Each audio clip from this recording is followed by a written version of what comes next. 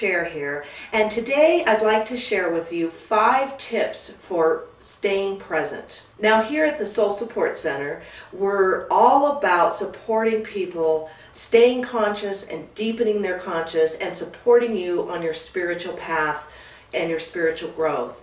And part of being conscious, and a huge part of what being conscious is learning to live in the present moment.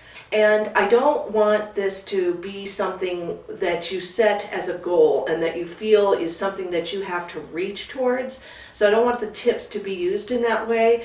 They're to be used as spiritual practice, because staying present or living in the present moment isn't something to achieve, it's something that you are.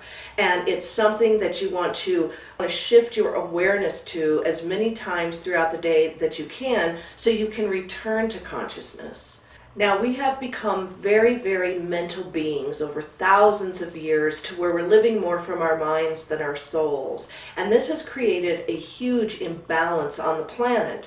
And I think it's why humankind has reached the point that it has in our world's state and condition, and we're here to be the change that we want to see in the world, and we're here to turn this around and start living a conscious life. And a conscious life starts from within, and it really doesn't have much to do with the mind. So even if you have good conditioning where you have a lot of thoughts, and those thoughts are positive and happy and helpful thoughts, that's a wonderful thing. But thought generally either jumps to the past or it jumps forward into the future. It really, when we're thinking, it's generally really hard to do so in the now. Our thoughts are generally not centered in the now. So I think some of these tips will help bring you back to the present moment and return to the focus and inhabiting your days and inhabiting your moments, so that your soul can come through and live its divine essence into the world.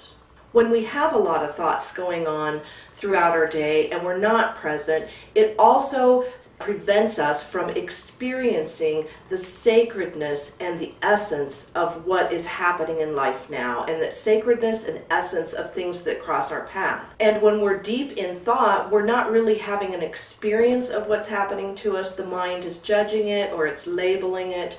And that's why we want to live more present, because when we live present, we actually can experience the sacredness and the essence of what comes across our path every day, and truly engage with it, not just live in that limited state of judging it or projecting or labeling it, and really missing out on the depth of life. And the more we can live present every day, the more fabulous and wonderful life becomes. And we get into the flow of things. We're no longer resisting. We're in the flow of the moment. And it's a really peaceful and beautiful experience. And we find that our lives feel much, much more happy, joyful, and fulfilling. We're more deeply satisfied by life, and we're not finding the tendency to reach outside of us to make life fulfill us. It's naturally fulfilling when we're present and in the moment. So here are the 5 tips that I have to help you live more present. And tip number 1, this is a really fun thing that I've done, and I'd like to show you a picture. It's called a now clock. So let me show you the picture. This is my now clock, and I have this hanging up in my living room, and it doesn't seem like it would be much, right? But I find I have such a habit of looking at the clock all the time, and I think many of us do. And so I'll be walking through my living room, and I'll think, oh, what time is it? And I'll look up just out of habit, because originally that was a real clock, so I'm kind of programmed to look over there. I'll look over at my clock, and I'll see now.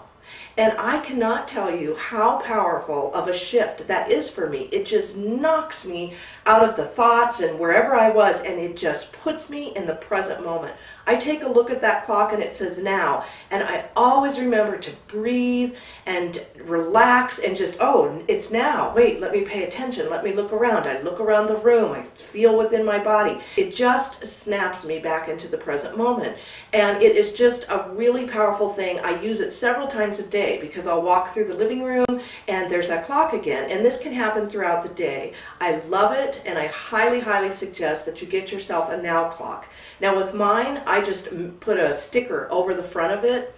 The hands on the clock broke, but the pendulum still works. So I left the pendulum swinging, but I just tape those words now across the clock and put it over there. And that's all you have to do, but they do sell them. So I just highly recommend, for a really fun yet really powerful way of just snapping yourself back into the moment, is to get a now clock and place it in a prominent place where you look often for the time, just out of habit, and it will really be a powerful tool to help you stay present.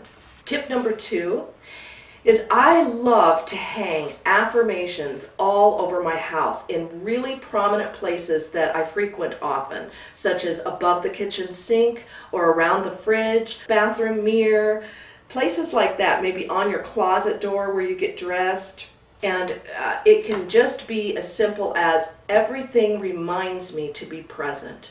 If you can just look at that several times a day as you're over at the kitchen sink, you look up and you see your thing. Everything reminds me to be present. I remember to be present. I stop, I look around, I inhabit my body, and again, I'm back into the flow of presence. And I have a beautiful quote, if you'd like to use it and write it down as your affirmation, that I love to read, and it uplifts my spirit as well as reminds me to be present. And here's the quote. Today, a new sun rises for me. Everything lives. Everything is animated. Everything seems to speak to me of my passion. Everything invites me to cherish it. I just love that quote. So if you want to write that down, feel free to do so, because it's just a really powerful thing. But hang affirmations all over your house about reminding yourself to be present. Tip number 3. I tend to be the kind of person, I'm a little bit hyper, and I tend to do everything really fast. When I'm engaged in something, it just starts to build a momentum, and the next thing I know, I am just flying and speeding through the things that I do. And it could be anything. I can be doing office work, I can be cleaning house, whatever. It's just in my nature to, get on a roll and just finish stuff fast, and I have no idea where that came from. But if you are a person like me where you just tend to fly through things and it's almost like a race against the clock, but there's no reason for it, one of the things I have found that helps bring me back to presence is to slow down intentionally. And I mean slow it down by like half of your pace, and do it consciously. So let's say I am cleaning the kitchen and I catch myself, just speeding through it. I want to slow it down by half, and my movements will be slower, and I'll walk to the kitchen sink slowly. And every action I'm putting full attention on. I'm inhabiting my body. The thoughts kind of slow down. When you slow down, the thoughts seem to slow down. And this can be done even when you go on a walk. In the mornings, a lot of us exercise to get fitness, but sometimes it's great to just go on a walk and walk slowly. So when we slow down, it just really helps us return to the present moment, and it's a great practice, and it's so easy to do. Just slow it down, slow down your speech, slow down your body movements, slow down what you're doing, slow down the breath, and you will find that you're instantly back in the present moment. Okay, tip number 4. Try doing an open eye meditation. I love to go sit in my garden and I keep my eyes open and I begin to observe what is around me. And I start with my sense perceptions, my sight, what I'm hearing, what I'm smelling, what I'm feeling. And yes, you're going to have thoughts that filter through the mind, but just let them, the same as a closed eye meditation, let them just flow through and on out, and just sit and be with the garden or be with the room that you're in, and look around and try not to label, judge, think, just feel as you're sitting there. Use your senses, and if you look at a flower, feel what kind of feeling comes off that flower, and just begin to connect with the essence of things. No labeling, no thought. If a thought comes, it's fine, let it go, but just observe and feel the energy and what things are doing around you. Listen, and try to do this for about 5 to 10 minutes once a day. And it really, really helps connect you back into presence. It's in this state that we meet the sacredness of life, and we get to life on a much, it's accessing a much deeper dimension of life when we can sit with no thought. But I like the open eye idea because I can actually look at the beauty around me and it helps me connect to it more.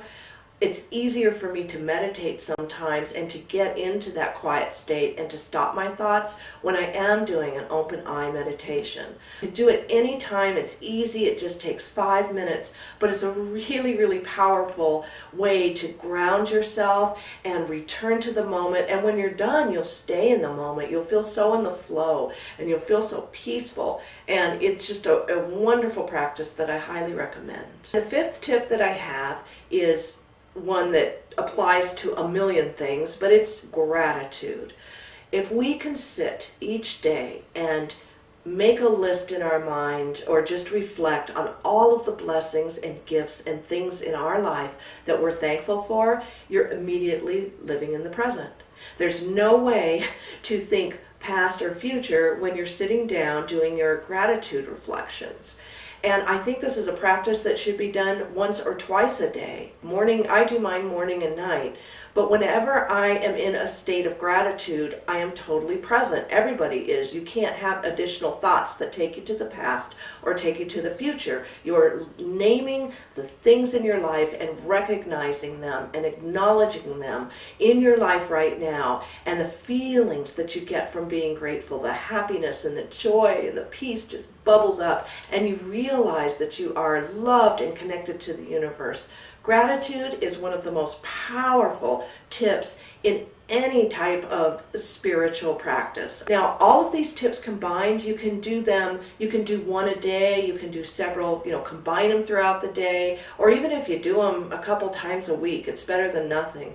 But as you start to do this, I will say that you will find, at least in my experience, I have found the more I keep doing these practices and the more I keep bringing myself back to the present moment, the more it starts to sink in and the more it becomes a habit. And the next thing you'll notice is that you're living in a state of present a lot longer, for longer and longer stretches of time.